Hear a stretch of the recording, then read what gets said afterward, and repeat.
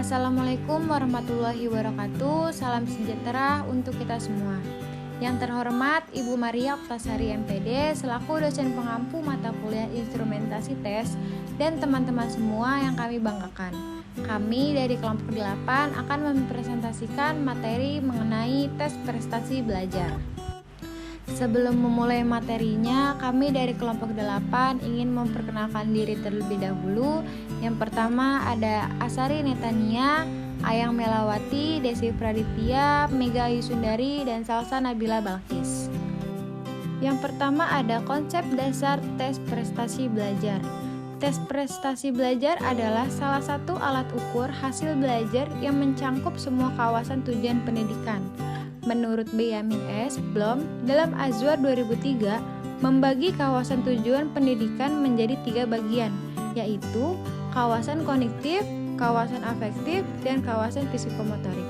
Sedangkan Robert L. Abel 1979 dalam Azwar 2003 menambahkan bahwa fungsi utama tes prestasi di kelas adalah mengukur prestasi belajar para siswa.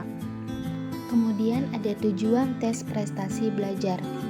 Benyamin S. Blom DKK membagi kawasan belajar yang mereka sebut sebagai tujuan pendidikan menjadi 3 bagian, yaitu kawasan kognitif, kawasan afektif, dan kawasan psikomotorik.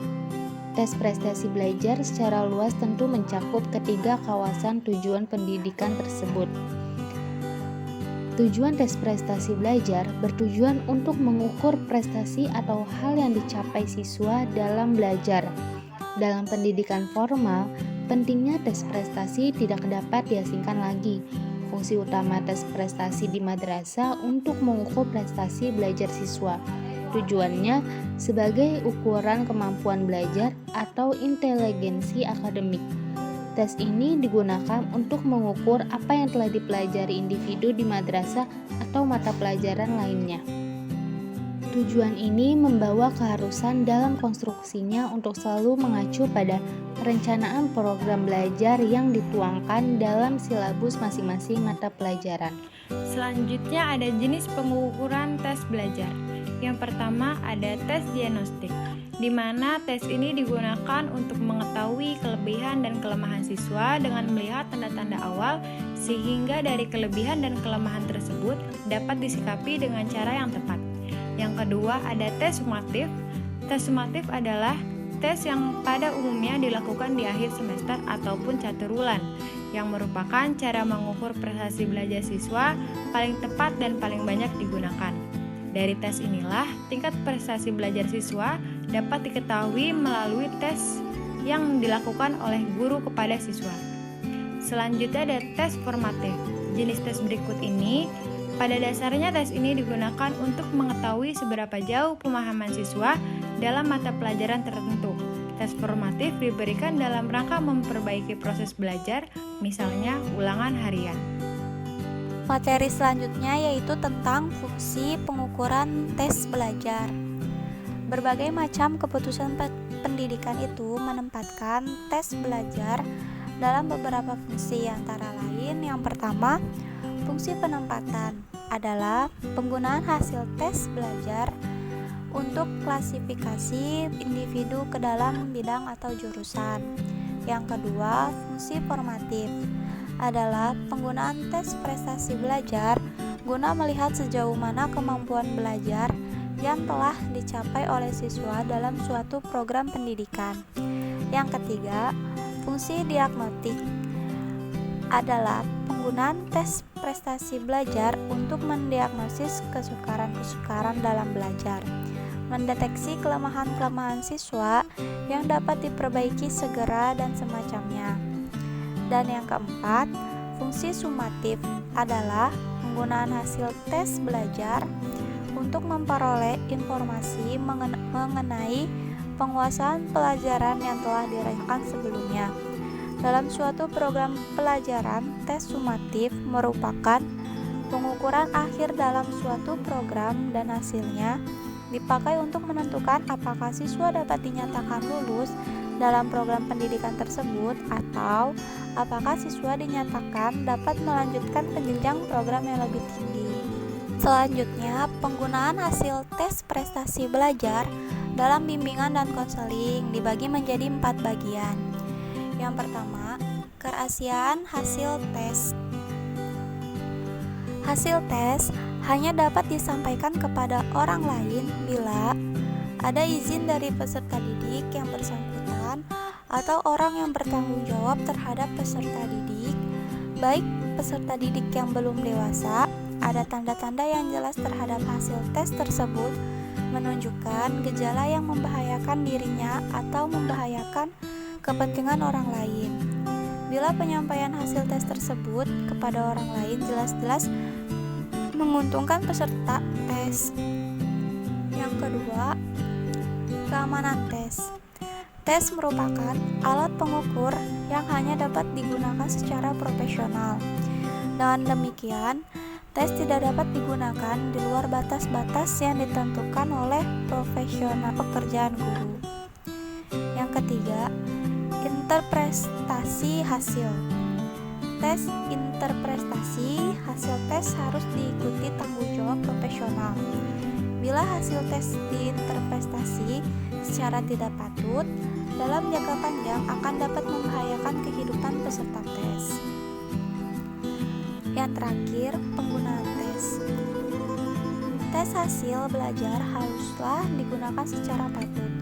Bila tes hasil belajar tertentu merupakan tes baku, maka tes tersebut harus digunakan di bawah ketentuan yang berlaku bagi pelaksanaan tes baku tersebut.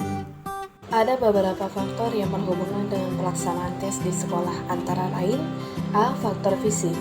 Faktor fisik meliputi hal-hal yang berhubungan dengan fisik murid dan pengawas, sedangkan faktor lingkungan. B. Disiplin dan pengawasan. Disiplin dan pengawasan berhubungan dengan peraturan-peraturan atau tata tertib yang ditetapkan berhubungan dalam pelaksanaan tes. Kemudian ada pengertian layanan dan penempatan. Pengertian layanan dan penempatan merupakan salah satu jenis layanan yang memungkinkan siswa memperoleh penempatan dan penyaluran yang tepat, misalnya penempatan dan penyaluran di dalam kelas, kelompok belajar, jurusan, program pelatihan, dan lainnya. Layanan penempatan dan penyaluran dalam bidang kejurusan tertentu meliputi berbagai materi, mulai dari penempatan siswa ke dalam jurusan atau program studi kejurusan tertentu, pengambilan mata pelajaran, magang sampai pada penempatan siswa dalam kelompok-kelompok yang melakukan pendalaman dalam bidang kejuruan tertentu. Layanan dalam penempatan dan penyaluran bidang kejurusan dilandasi oleh data hasil pengungkapan kemampuan umum, bakat, minat, dan kegemaran khusus berkenaan dengan kejurusan tersebut.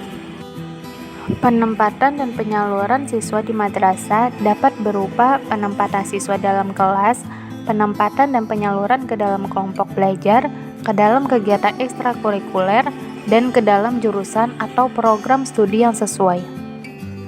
Layanan penempatan dan layanan bantuan yang diberikan kepada siswa dalam rangka menyalurkan dirinya ke arah yang tepat sesuai dengan kemampuan, minat, dan bakatnya.